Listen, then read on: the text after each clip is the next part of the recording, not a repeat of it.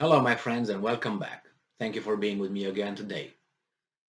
I would like to make you aware of an observation that I came across many, many times in my adult life, and that is seeing over and over again the same kind of pictures and angles when those pictures join certain articles.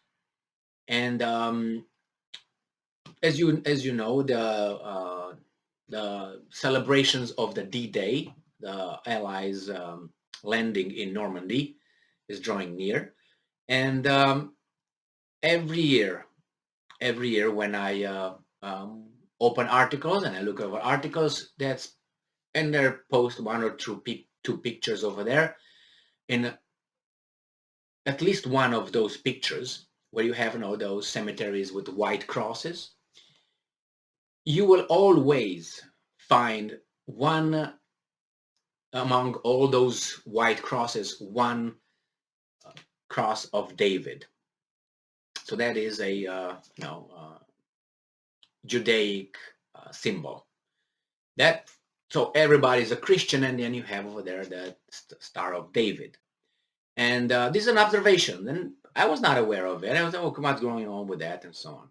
And that's for the heroes who fell, during the landing. And I was wondering, how come, in all that mass of crosses, everything you can see is crosses, and then you see this Star of David in the front of the picture. It's never in the back somewhere. It's somewhere else. I was like, all right, why is that? Why is it that? Why is it so? And this is the same thing that I opened an article today, and I knew from the picture, I could see small picture, it must be the Star of David somewhere over there. Sure, it is. The first picture, the front of it is right there. Now I will discuss what could be and this is the article. As you can see, is from Reuters, and there's a right there. You see it? It's right over there in front of everybody else. I can make it smaller if I can. You see? It's always there. Now, nothing wrong with that in a way that, some Jewish people fought for the U.S. Army and they died and they should be, honored. All good with that. But the idea is that when someone writes an article, that article, pick some pictures. I guess this someone put the pictures, and that's going to be in a meeting. It's going to be decided by the editors what picture will be picked and why, and what angles. So it's a decision that someone makes. Some people make. It's not the whatever picture the author of the article decided. Or if that's the case, that person has a certain kind of eye for certain things, if you know what I mean. So it's when you see a picture in an article, that picture was vetted, was picked, was voted, was allowed to make the front page. And you wonder what could be the justification, because obviously they're not say, okay, let's put that picture. No, because if you put the wrong picture, then you're going to have a big uproar somewhere because you made a mistake. So you have to look at all the details.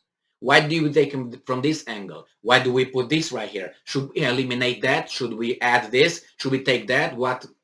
All that is calculated. These are not, how should I call it, amateurs.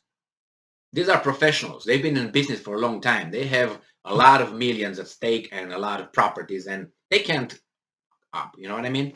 So this is the thing. Look at, for instance, even in the United States, when I talk about the Arlington Cemetery in Washington, D.C. and all that, you will most likely see, I give you 80% of the time, when you're going to see the same thing in a picture where you see the white crosses and one of this included over there. You're never going to see, I've never seen, for instance, any other symbols.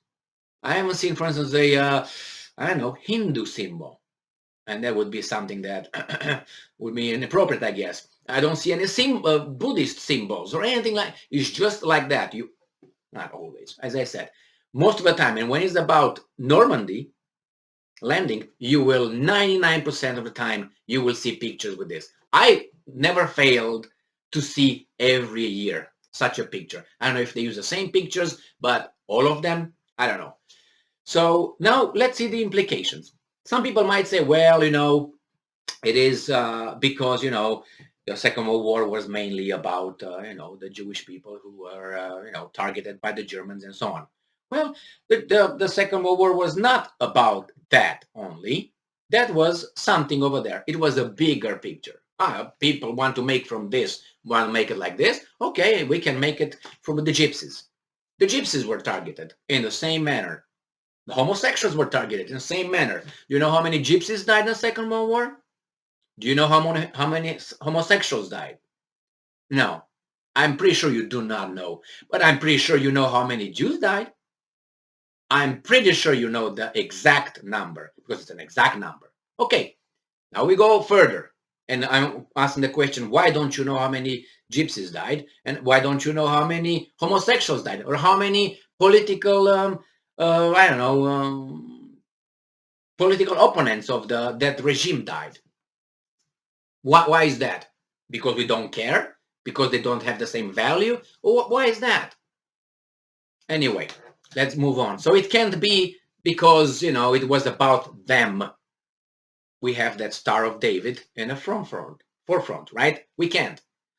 Now is the other accusation made by some people, or allegations that, that's another accusation made that, usually the Jews are not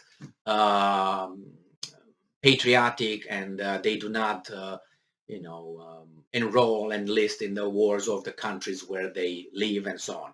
Well, that's false because there's a lot of Jews that do that and they defend the countries where they're born and they're, like American, Jewish American is going to fight for America. It's not going to be like, okay, I'm not going to do it or so on. So probably this could be an example of trying to disperse any accusations of this kind. Like, oh, you see, we have here a Star of David. So there were some Jewish people who fought in the Second World War on the Allied side, which I know there were. So, but if you try to point out things without being asked to or questions, that tells me that you're very careful in pushing something. So you're preemptively trying to create something without even being asked. I don't think Reuters was asked about, hey, you know what? There's no Jews who fought in the Second World War, blah, blah, blah, blah, blah. I don't think that. But they felt obliged to do that. I wonder why. Do you know why? Because I kind of know, or I kind of figure things out. I can't do it here, but nevertheless, maybe on a phone call, not even a phone call, maybe face-to-face, we can discuss that. Nevertheless, this is what you will see, and I would like you to pay attention to these kind of things. It's not only that. It's not only in the D-Day, it's in other events. Just an observation. Nothing wrong with that, but once you observe it, you wonder why the choice was made by whom and who's in charge and why did they make the choice. And why didn't they put, I don't know, a gypsy symbol or something? And I'm pretty sure there were some gypsies over there who died too for America, right? But they never pick anybody else but this group. And as I said, the Second World War was about many other bigger picture, bigger thing than this.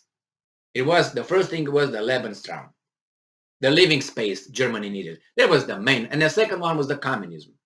These were the main stuff. And then you got other things in there too.